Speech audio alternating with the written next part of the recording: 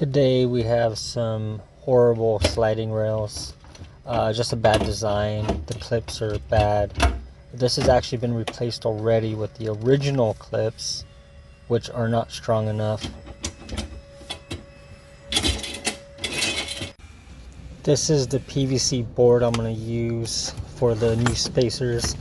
I have the rails already installed, and I measured the width and the width of the actual opening, and I divided that by 2, and that's what I got. These I ripped them down 2 inches because the rails are 2 inches wide by 21/32.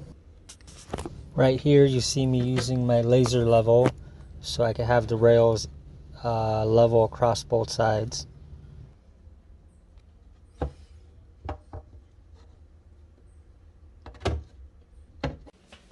I finally got the rails installed after I checked the measurement between the 2 new supports I added right here, and everything is sliding just how it should. Gotta test the soft close feature.